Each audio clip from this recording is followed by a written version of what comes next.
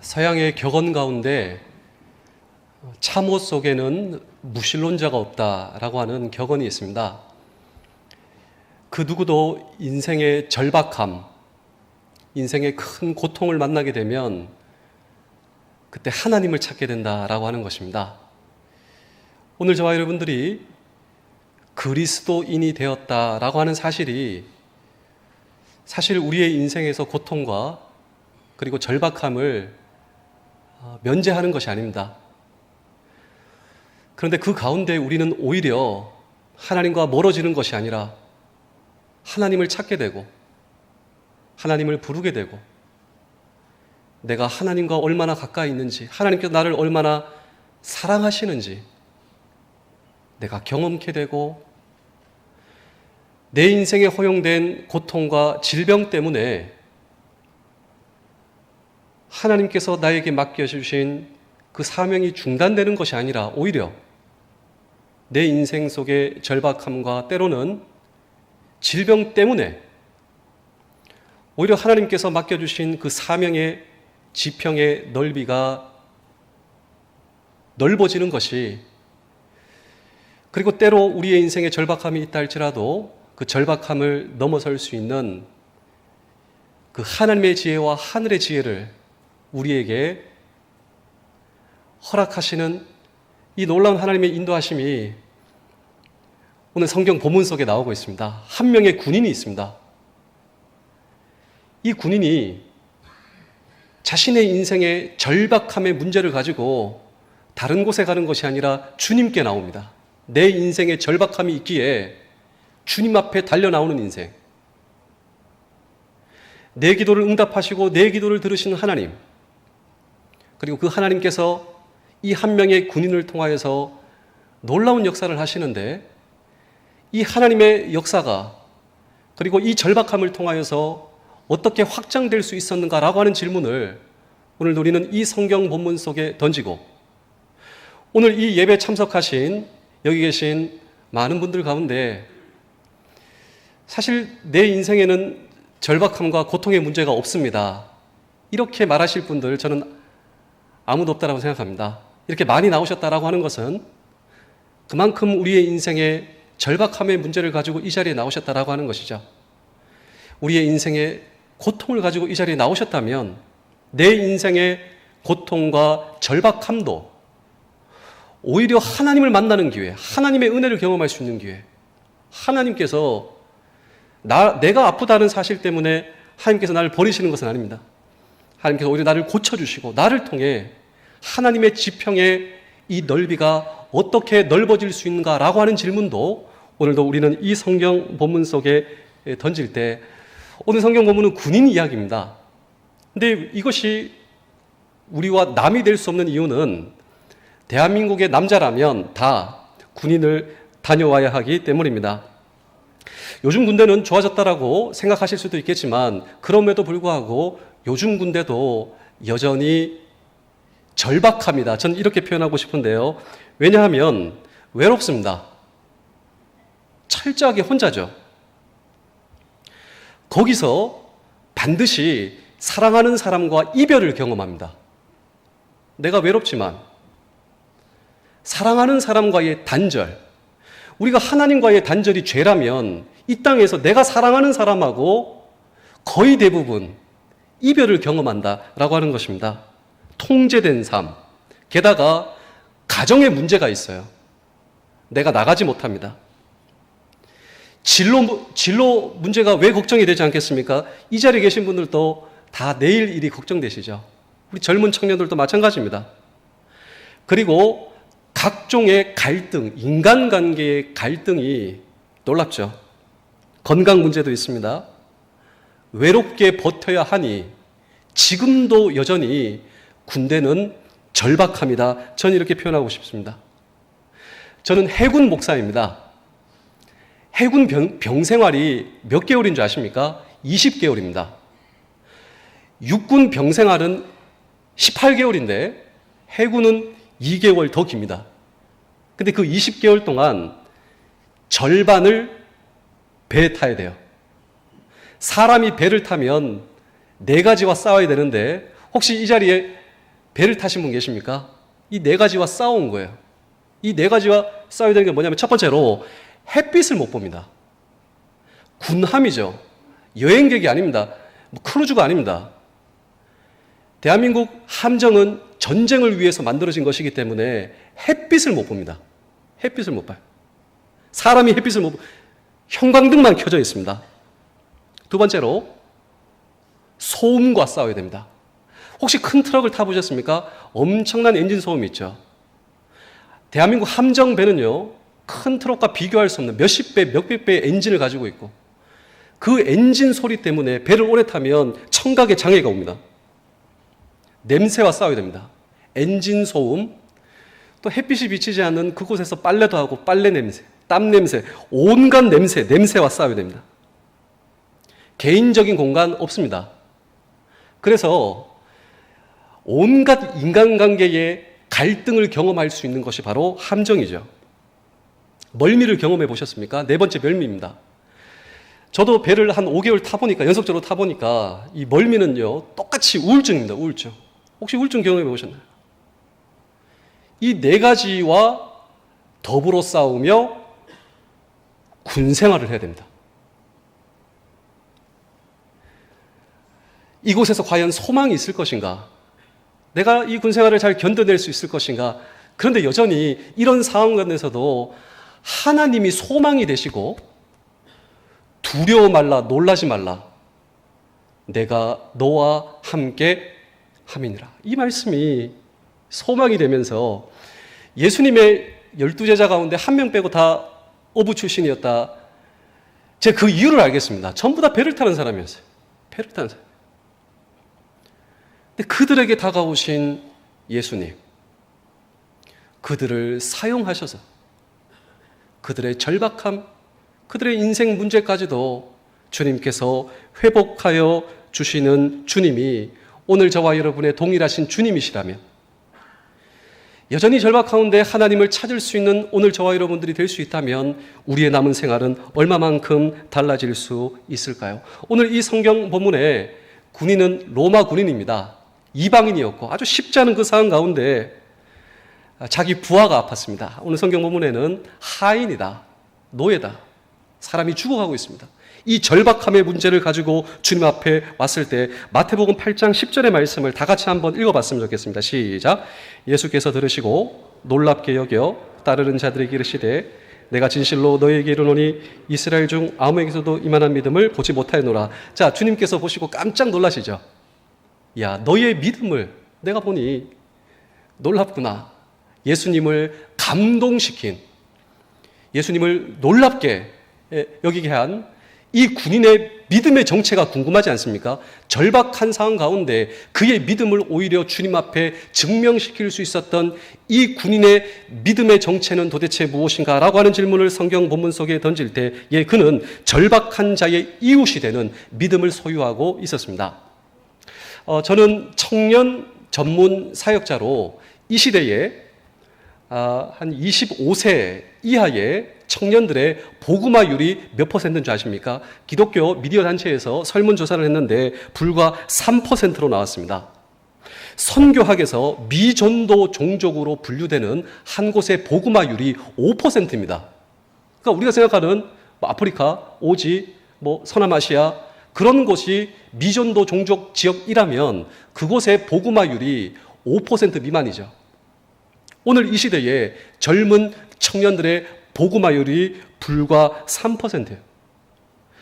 우리는 마치 미전도 종족 이 시대의 청년들과 더불어 우리는 살아가고 있는 것입니다. 그런데 군성교가 중요한 이유가 무엇입니까? 라고 누가 질문을 한다면 그 젊은 청년들 중에 절반은, 남자는 반드시 군에 가야 됩니다. 근데 이 군에서 절박한 상황 가운데 처해지게 되거든요.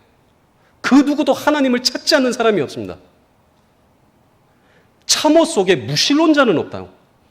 하나님 도와주세요. 믿는 사람은요, 하나님이 나와 얼마나 가까이 계신지 경험하게 돼요. 믿지 않는 청년들도 이 상황 가운데 하나님을 발견하게 되고 하나님을 만나게 되죠. 이 군에서 한 사람이, 한 남자가 하나님을 만나게 되고 믿음과 애국심을 가지고 신앙으로 가진 내 아들이 된다 생각해 보십시오. 나중에 이 사람이 남편이 되는 거예요. 나중에 이 사람이 아버지가 되는 것입니다. 그리고 그 남자가 여러분의 교회를 섬기는 것입니다. 그리고 남선교 회원이 되는 것이죠. 해군은 신앙 위에 세워진 군대다라고 하는 사실을 알고 계십니까? 많은 분들이 잘 모르세요. 이 해군은 1945년 11월 11일 11일치에 생겼습니다. 의도가 있습니다. 11월. 이 11월을 할 때 11, 이 11을 합쳐서 보니 선비사 한문이 보인다고 해서 이 해군을 처음 세운 믿음의 사람, 손원일 제독이라고 있습니다. 이 손정도 목사님의 아들로서 하나님과 사람 앞에서 우리는 선비여야 한다. 하나님과 사람 앞에서 깨끗해야 한다라고 하는 창군 신앙으로 해군이 그렇게 만들어지게 됐습니다. 그러니까 일반 군대가요.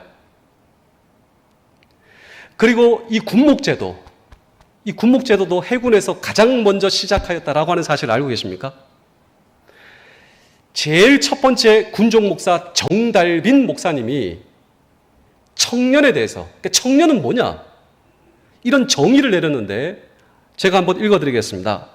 감정적으로 예민하고 감수성이 강해 때로 난폭하며 적은 일에 고동한다. 지금 청년하고 똑같지 않습니까? 감수로 예민하고 난폭해질 때도 있고 막 오르락내리락하고 이러한 때 바른 신앙과 애국심으로 자기를 통제하며 순진하고 순전한 혼을 소유하도록 선도하고 하나님의 손이 그를 만지면 청년의 인생이 바뀐다. 하나님의 손이 바른 신앙과 애국심으로 그를 선도하고 하나님의 손이 그를 만지면 한 사람의 인생이 바뀐다. 아마도 이것이 우리 동네 중앙교회와 남선교회가 군선교를 해주시는 이유가 아닌가, 전 그런 생각하며 이 자리에 오게 되었습니다. 그리고 여기 이 절반은 남자입니다. 목사님, 내가 그렇게 하나님을 만났습니다. 제가 군생활 가운데 그 하나님의 만지심, 하나님의 손을 경험했습니다 라고 하시는 분이 이 자리에 계시다고 하는 사실을 제가 잘 알고 있습니다. 그것을 경험하셨다면 이 군에서 얼마나 어려우셨는지 정말 작은 자였죠. 이 군생활을 하면 나라고 하는 인생을 살아가며 가장 낮은 자리에 서게 되는 그 경험을 하는데요. 우리 주님의 말씀하시죠. 마태복음 25장 40절에 보시면 내가 진실로 너에게 이르노니 너희가 여기 내 형제 중 지극히 작은 자 하나에게 한 것이 곧 내게 한 것이니라. 군대는 인생을 살면서 가장 낮은 자리에 서보게 되는 경험을 하게 되는 것입니다. 제가 섬기고 있는 해군 부산교회에 한 젊은 청년이 군중병으로 오게 되었습니다. 이제 대조영 함이라고 하는 배를 타다가 신학생입니다. 신학생. 이제 배를 타고 선교하겠습니다 하고 해군에 왔습니다. 근데 배를 타다가 쓰러졌어요. 3번 쓰러졌는데 진단을 받았는데 뇌전증입니다. 뇌전증. 갑자기 인생에 찾아온 질병을 경험하고 도저히 배를 못 타서 교회에 왔습니다. 교회에. 저와 함께 배를 타는 젊은 청년들을 섬기는, 예배로 섬기고 여러 가지로 섬기는 그 사역을 하고 있는데 군을 위해서 기도하고 군성교를 한다. 저는 그것이 동일한 것이다 라고 생각합니다. 가장 낮은 자를 섬기고 가장 낮은 자와 함께하는, 여러분 이웃 사랑에 대한 이 중요성이 얼마나 많습니까? 우리가 그리스도인이라면 하나님을 사랑하고 이웃을 사랑하는 이것이 우리의 신앙생활이 되어야 되는데 하나님을 사랑하며 이웃을 사랑하는 이웃 사랑의 정의에 대해서 알고 계시죠? 네 생각에는 이 사람 중에, 세 사람 중에 누가 강도 만난 자의 이웃이 되겠느냐? 내가 생각하는 이웃이 아니라 어렵고 힘들고 가장 낮은 자리에 있는 그 사람의 이웃이 오늘 저와 여러분들이 되어줄 수가 있겠느냐라고 하는 것입니다. 그렇습니다. 오늘 이 시대는 자기 자신에 대해서 관심이 참 많은 시대이죠. 그런데 자기 자신에 대한 건강한 자아상은 내 자신에게만 집중하여 우리가 인생을 살아갈 때 생기는 것이 아니라 오히려 내 자신을 초월하여 내 주위를 돌아볼 때 나라고 하는 존재가 살아나는 모습을 우리는 볼 수가 있는 것입니다. 그래서 오늘 성경에 보시면 한 군인이 예수님을 찾아옵니다. 내 문제가 아니라 오히려 내 하인, 내 노예, 이 사람의 절박한 문제. 저도 이 군복을 입고 있지만 위급한 순간에는 이 군인이 제 수위가 됩니다. 군인이 예수님을 찾아왔다. 이 하인의 질병의 문제는 이 하인이 죽어가고 있다라고 하는 것으로 봐도 무방할 것입니다. 그런데 내가 해결할 수 없는 이 하인의 질병과 죽음의 문제를 주님 앞에 가지고 나오면 주님께서 해결하여 주실 수 있다는 사실을 제가 잘 알고 있습니다. 주님 해결하여 주옵소서. 그런데 이 믿음을 누가 보셨다고요? 주님이 이 믿음을 보시고 그리고 감동하시고 주님께서 그 믿음을 격려하여 주셨다라고 하는 것입니다. 저는 군 생활을 하면서 삶의 의지를 포기하고 늘 죽음을 생각하는 젊은 청년들을 자주 만납니다. 그러니까 죽음을 생각하느냐? 제가 물으면 죽음을 생각하고 있다고. 근데 저는 뭘 물어보냐면 혹시 그 생각을 계획으로 실행해 봤느냐? 묻습니다. 그리고 실제로 그것을 시도해 봤느냐? 시도한 한 젊은 청년이 있었습니다. 그때 제가 이야기를 했습니다. 우리 교회에서 조금만 봉사해 보자고. 교회 화장실 청소도 하고 주보도 줬고 배를 타고 있는 장병들이 주일날에는 교회를 나오니 그 장병들을 섬기고 함께 사역을 하는 것이죠. 그리고 한 몇 개월이 지났습니다. 제가 다시 물어봤습니다. 혹시 죽음을 생각하고 있냐고. 근데 죽음을 생각하고 자살을 생각하던 그 젊은 청년이 저에게 뭐라고 얘기하냐면, 목사님, 저는 제가 살아야 할 이유를 발견했습니다. 내가 나만을 생각하고 내가 나만을 집중하던 시절, 저는 그때 나를 포기하고 싶었습니다. 그러나 나를 초월해 내 주위를 돌아보니 내가 제일 외롭다고 생각했는데 나보다 더 외로운 사람이 있습니다. 내가 힘들다고 생각했는데 나보다 더 힘든 사람이 있습니다. 그 사람을 향해 내 손을 내밀었더니 나라고 하는 존재가 살아나는 것을 발견할 수가 있었습니다. 그래서 여러분, 자살이라고 하는 단어를 바꾸어 읽으면 살자가 되지 않습니까? 그런데 정말 나라고 하는 존재가 살아나기 위해서는 오늘 저와 여러분 주변에 어려운 이웃들을 우리가 바라볼 수 있다면, 그리고 내가 그들의 이웃이 되어줄 수 있다면, 정말 누군가는 떨리는 손, 차가운 손이 있습니다. 우리의 손을 내밀어 그 손을 잡아줄 수 있다면, 오늘 이 성경 본문의 구인을 보십시오. 내가 죽어가는 그 누군가의 손을 내밀어 그를 주님 앞에 데리고 날 주님께서 고쳐주실 줄 믿습니다. 그 주님이 오늘 저와 여러분의 동일하신 주님이시라면, 저와 여러분들의 믿음을 보시고 우리 주님께서 감동하여 주시고 우리 주님께서 저와 여러분들의 믿음을 동일하게 격려하여 주실 줄로 믿습니다. 예수님께서 나를 보시기에 내 믿음을 보시고 놀란다. 여러분, 이런 생각해 보신 적 있으십니까? 주님께서 나를 보시고 기뻐하시는 주님. 오늘 이 성경 본문의 이 군인의 믿음의 정체는 도대체 무엇인가? 한 걸음 더 나아가 절박한 자를 도와주시는 주님을 믿어야 됩니다. 예수님께서 이 군인의 믿음을 보시고 깜짝 놀라셨습니다. 아, 오케이. 내가 고쳐줄게. 네 하인이 어디 있느냐? 내가 가겠다. 여기까지 주님께서 말씀하시는데 이 군인이 이제 더 놀라운 고백을 합니다. 주님 앞에. 주님께서 이 고백을 들으시고 더 놀라시죠.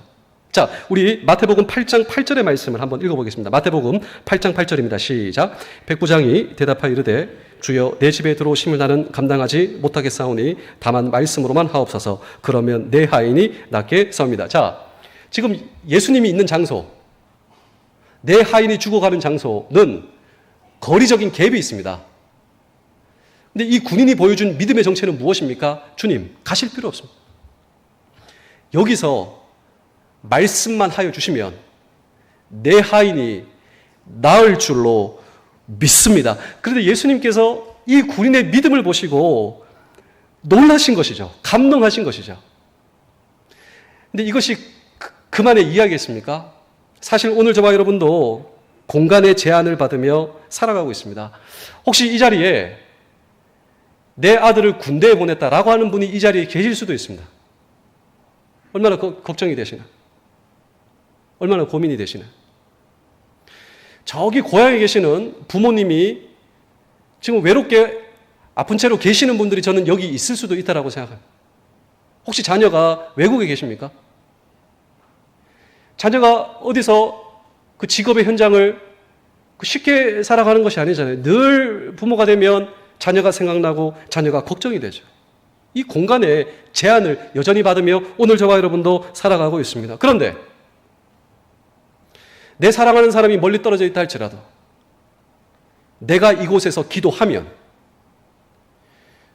주님이 내 자녀 지켜주실 줄로 믿습니다. 라고 하는 믿음을 오늘 저와 여러분들이 동일하게 가질 수 있다면 주님께서 그곳에서 우리 외롭게 아프신 부모님 고쳐주실 줄 믿습니다. 이런 믿음 말이죠.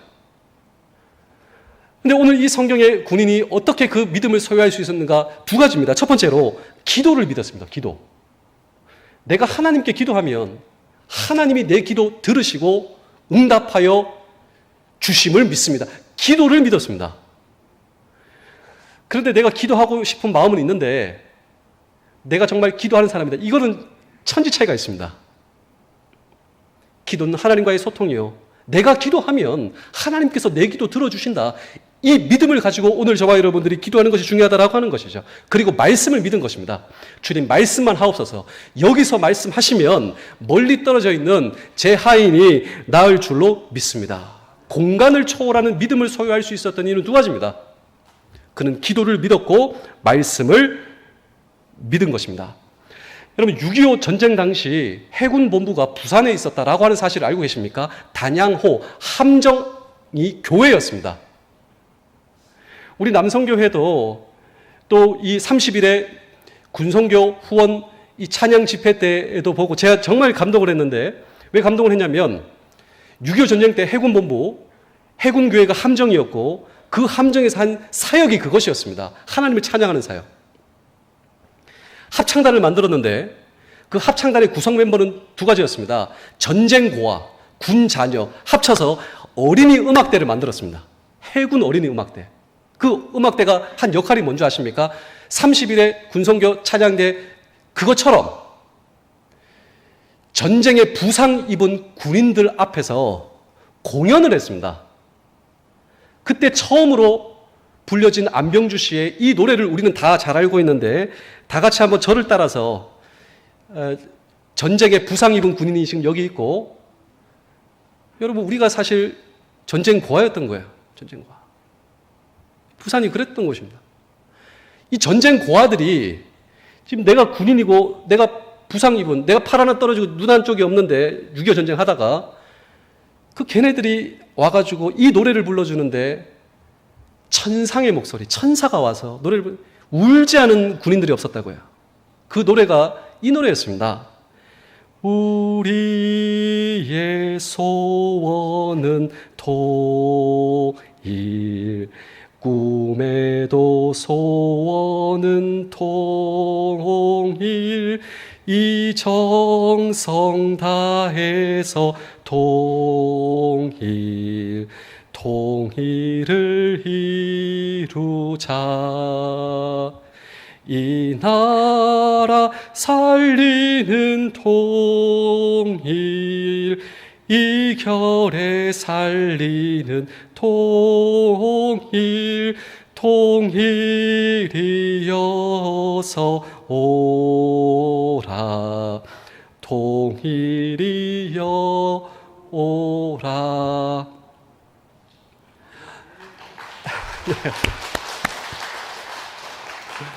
우리 여기 계신 우리 인생의 선배님, 우리 권사님, 장로님 가운데 혹시 이때 여기서 이 노래 부르신 분 계십니까? 위로가 됐다는 거예요. 전쟁이 끝나고 이 합창단은 해체되지 않았습니다. 대통령께 허락을 받고 미국에 갔어요. 미국에 왜 갔냐면 참전용사, 여러분 미국 사람, 미국 군인이 이 나라의 전쟁과 자유와 평화를 위해서 여기서 죽었습니다. 근데 그게 끝난 게 아니고 그 가족들이 미국에 있잖아요. 참전용사, 유가족이면 유가족. 그 유가족들을 모셔놓고 이 전쟁 고아와 군인 자녀들이 노래를 불러줬습니다. 노래를. 미국에서 한 40-50회 공연을 했는데 텍사스에서 했을 때는 참전용사 15,000명이 참전용사 유가족들이 15,000명 모였습니다. 15,000명. 거기에서 이 노래를 부르면 15,000명 가운데 울지 않은 유가족들이, 미국 그 가족들이 없었다고 해요. 그러니까 남편이 내 아들이 대한민국에서 전쟁하다가 죽었습니다. 근데 그 유가족들이 초청을 했더니 대한민국의 전쟁 고아와 군 자녀들이 와서 우리를 초청해놓고 노래를 불러주는 거예요. 그 노래를 여러분들이 잘 알고 계실 텐데 제가 부를 때 한번 따라 불러주시면 되겠습니다. 듬뿍 듬뿍 듬뿍 새 논에서 울고 뻐꾹 뻐꾹 뻐꾹 새 숲에서 울제 우리 오빠 말 타고 서울 가시며 비단 구두 사가지고 오신다더니.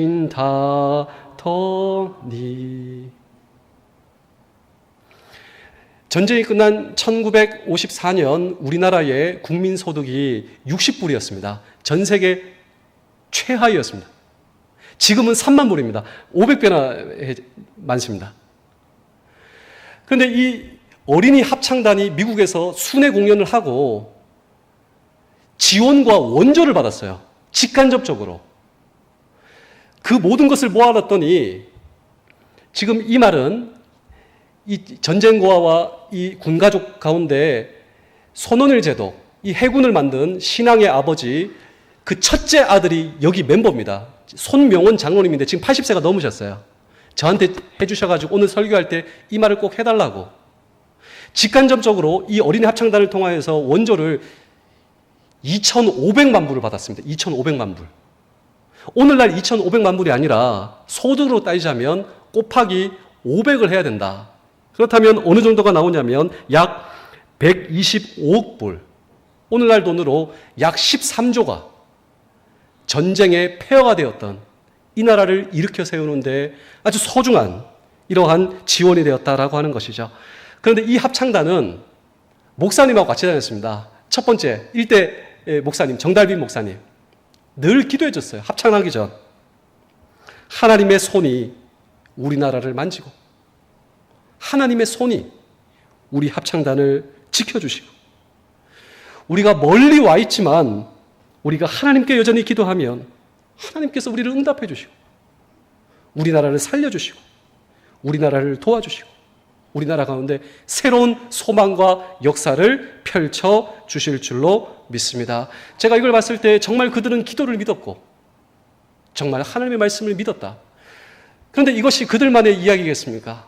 오늘 저와 여러분도 여전히 기도를 믿는 것입니다. 내가 기도하면 하나님께서 응답해 주십니다. 하나님께서 오늘도 한 말씀만 하십니다. 멀리 떨어져 있는 우리 소중한 사람을 살려주시고, 때로 우리의 인생의 고통과 역경과 아픔과 절박함이 찾아왔다 할지라도 이 절박함 가운데 하나님을 만나고 하나님을 찾게 되고 하나님의 도우심을 경험하면 내 인생 속에서도 새로운 역사가 시작될 줄로 믿습니다. 저와 여러분들이 고백할 수 있다면 그 믿음과 그 고백을 보시고 우리 주님께서 동일하게 기뻐하실 줄로 믿습니다. 세 번째로, 주님을 감동시킨 이 군인의 믿음의 정체는 신분을 초월한 믿음입니다. 오늘 성경 본문의 군인은 로마의 백부장이었다. 이 100명의 부하가 있는 것이죠. 오늘날 따지면 대대장입니다. 제가 지금 소령인데 중령입니다. 중령. 아주 대단히 높은 이 고위 직책을 가지고 있는 사람이죠. 또 로마 사람입니다. 이방인입니다. 여기서 우리가 알아야 할 것은 사람이 사실 신분이 높아지면 주의를 의식하기 마련이고 교만하기 마련입니다. 사람이 신분이 높아지면요, 그 신분을 의식하기 마련이죠. 그런데 오늘 이 성경의 구리는 자신의 신분보다도 사람을 아끼는 마음이 더 간절했어요. 자기가 가지고 있는 것보다 이 사람의 치유가 더 간절했습니다. 그런데 그 모습을 보시고 우리 주님께서 이렇게 고백하십니다. 우리 마지막으로 마태복음 8장 10절을 한번 읽어보겠습니다. 시작. 예수께서 들으시고 놀랍게 여겨 따르는 자들에게 이르시되 내가 진실로 너에게 이르노니 이스라엘 중 아무에게서도 이만한 믿음을 보지 못하였는 것이. 그렇습니다. 오늘도 내가 가지고 있는 것, 그것보다도 오늘 저와 여러분들이 이웃사랑, 사람을 소중하게 여기는 마음, 인생의 절박함의 문제 내가 해결할 수 없습니다. 그래서 주님 앞에 왔습니다. 주님 앞에 구하는 오늘 저와 여러분의 주님께 모든 것을 거는, 주님께 모든 것이 있습니다. 주님이 내 주인이십니다 라고 오늘 저와 여러분이 동일하게 고백할 수 있다면, 오늘 이 성경의 주님이 오늘 저와 여러분의 동일하신 주님이시라면 내 인생 속에서도 동일한 놀라운 치유의 역사, 회복의 역사, 주님의 은혜를 경험하는 역사가 내 인생 속에서도 일어날 수 있다라고 하는 사실을 결코 잊지 않을 수 있다면, 제가 마지막으로 한 편의 이야기를 들려드리고 오늘 설교를 마치겠습니다. 미국에서 진짜 있었던 일입니다. 한 젊은 청년이 차를 몰고 가다가 뒤에 경찰이 따라 붙는 것입니다. 세우라고. 여러분 혹시 미국에 가보셨습니까? 미국에서 차 몰아보셨습니까? 미국에서는 이 경찰의 공권력이 우리나라와는 다릅니다. 우리는 경찰 아저씨가 친구죠. 아주 우리가 무서워하지 않습니다. 도와주죠. 근데 미국은 아니에요. 이게 무섭죠. 청년이 차를 타고 가다가 경찰이 세우라고 하니까 긴장을 한 겁니다. 내가 뭘 잘못했지? 그리고 차를 열었습니다. 경찰 아저씨가 다가오는 겁니다. 경찰 아저씨가 다가와서 하는 말이 무엇이냐면, 당신 군인이죠? 이렇게 묻는 겁니다. 이 젊은 청년이 머리가 짧았어요. 저처럼 짧고. 예, 저 군인입니다. 근데 경찰 아저씨가 하는 말이, 당신이 나라를 위해서 그렇게 고생하고 수고하는데 고맙다 이야기를 하고 싶었다고 이 얘기를 하는 겁니다. 이제 긴장이 풀려서 이제 차에 내려서 이제 서로 악수하면서, 그러시군요. 저는 뭘 잘못했나. 이렇게 말씀해 주시니까 제가 참 감사합니다. 지금 어디서 근무하세요? 사실 저 이라크 파병 다녀왔습니다. 예? 이라크 파병이요? 어느 부대요? 네, 저는 그 이라크 전쟁하는데 거기 부대에서 제가 하다가 지금 잠깐 휴가 나왔습니다. 근데 이 경찰 아저씨가 갑자기 말을 잇지 못하는 거예요. 갑자기 그 눈이 촉촉하게 젖어가는 것 같더니 고개를 이렇게 숙이고, 그 경찰 아저씨가 울더랍니다. 이 경찰 아저씨한테 잡힌 군인은 영문을 모르겠어요. 근데 이 경찰 아저씨가 좀 시간이 지나서 이렇게 얘기하는데, 내 아들도 거기 갔다고. 자기 아들도 거기 갔다는 거예요. 돌아오지 못했다. 그러니까 그 아들이 이라크 파병 가서 그 부대에서 전사한 겁니다. 전상.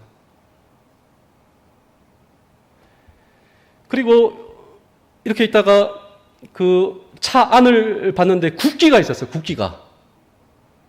근데 그 국기를 보고 이 경찰 아저씨가 또 오열을 하는 것입니다. 그냥 땅에 주저앉아서. 이 군인이 이렇게 기다리는 것이죠.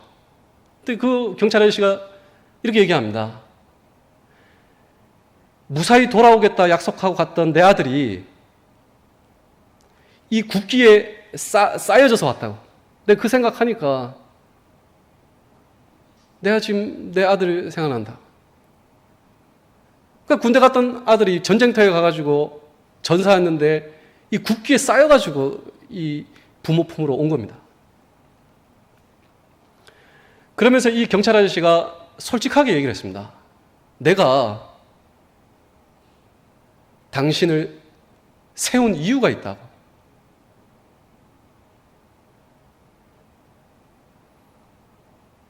내가 당신을 세운 이유가 있다고. 뭔데요? 내 아들일 줄 알았다고. 난 아직도 내 아들이 죽었다고 하는 걸 믿을 수가 없다. 그래서 여기서 늘 경찰 그 임무를 수행하면서 군인처럼 머리 짧은데 운전하고, 그러니까 아들이 운전을 좋아했던 거예요. 차를 좋아. 그래서 근무 서다가 군인 같아 보이면 차를 세우는 겁니다. 그 확인해 보는 거예요. 내 아들인지 아닌지. 그 얘기를 이 경찰 아저씨가 이 군인한테 해줬습니다. 이 군인이 이 경찰 아저씨를 꼭 안아줬어요. 이 경찰 아저씨가 뜨거운 눈물을 흘려들이며 이 포옹을 하면서 뭐라고 얘기한 줄 아십니까? 아들아 했답니다. 아들아, 내 아들아.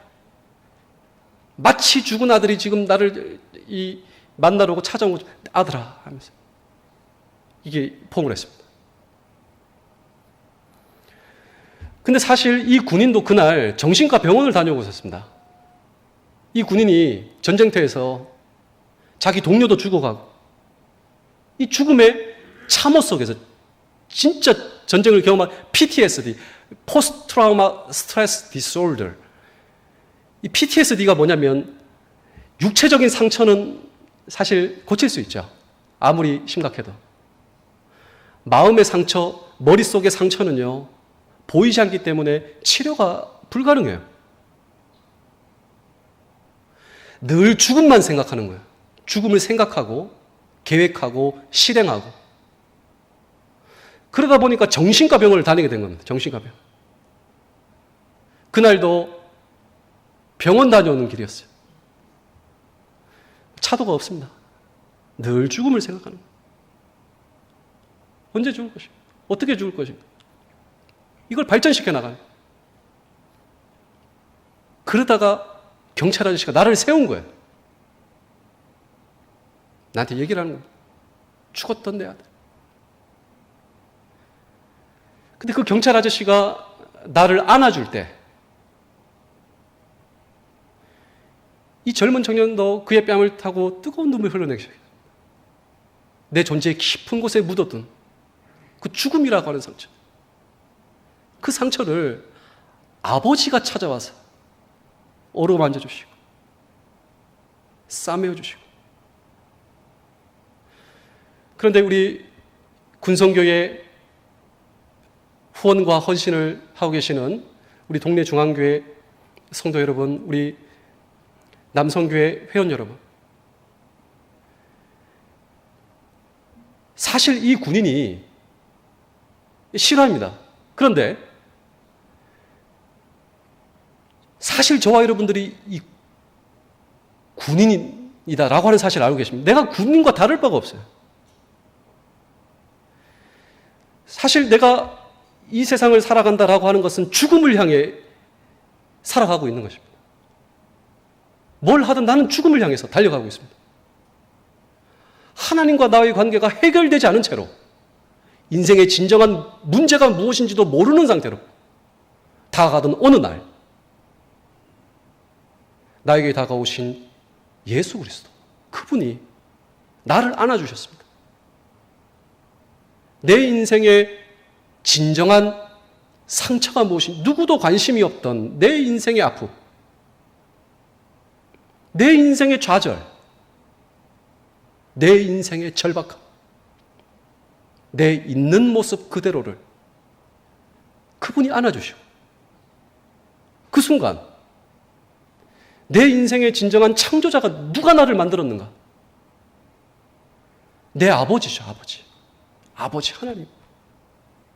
그 하나님께서 내 존재를 안아주셨습니다. 내가 어떤 존재인지를 알면서 내 진정한 내 인생의 죄의 문제가 그 십자가에 구속하신 예수 그리스도의 보혈의 피로 말미암아 내 모든 죄가 해결받고 용서받고 자유하여 하나님의 아들이 된, 하나님의 자녀가 된 오늘 저와 여러분들, 오늘 이 성경 본문은 그 자녀가 된 저와 여러분들에게 다시 한 번 더 주님께서 말씀하고 계십니다. 오늘 저와 여러분들이 내가 힘들고 어렵지만 이 절박한 가운데서도 나를 만드신 하나님 아버지를 기억할 수 있다면, 그리고 내 주변에 어려운 사람들 많습니다. 여러분, 그 사람들에게 내가 그리스도의 사랑을 받은 사람으로서 손을 내밀 수 있다면 아마도 그 손은 주님의 손이 되지 않겠습니까? 또 그런 저와 여러분들을 하나님의 손이 붙들어 주시지 않겠습니까?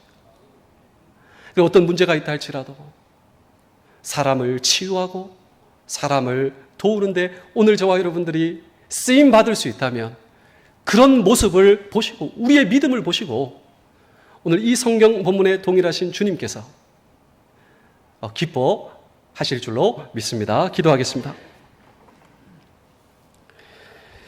하나님 아버지, 우리는 여전히 지난날 우리나라 대한민국의 위기에 앞장서 자신의 몸을 던져 희생하신 선열들의 고귀한 희생에 감사하는 호국 보훈의 달 6월달, 우리는 여전히 감사하며 그들이 못다 이룬 뜻을 역사의 주관자이신 하나님의 도우심을 받아 이루고자 기도합니다. 우리가 누리고 있는 번영과 평화가 그들의 희생으로 이루어진 것임을 기억하게 하시며, 그들이 오늘 우리에게 무엇을 원하는지를 생각하며 주어진 인생의 길을 걸어가게 하여 주옵소서. 사랑하는 우리나라 대한민국을 사랑하는 마음을 더욱 우리에게 주셔서 나라의 어려움을 외면하지 말게 하시고 용기 있게 자신을 희생하는 우리들 되게 하여 주시옵소서. 가족을 잃고 슬픔에 가진 군인들과 그 유가족들을 위로하여 주시며 절망 중에서 소망으로 살게 하시며 다시는 이 땅에 그와 같은 비극이 없도록 도와주시기를 간절히 원하옵나이다. 오늘 이 시간 이 자리에 나오신 사랑하는 우리 성도들의 형편을 주님께서 아시오니 따스한 위로의 손길로 어루어 만져주시고 약한 자를 강하게 하시고 슬픔 당한 자에게 위로를 주시고 근심하며 탄식하는 자가 찬송의 사람으로 변화되게 하여 주옵소서. 절망에서 희망으로 옮기시고 의심에서 확신으로 변화시켜 주시는 우리 주 예수 그리스도의 이름으로 기도하옵나이다. 아멘.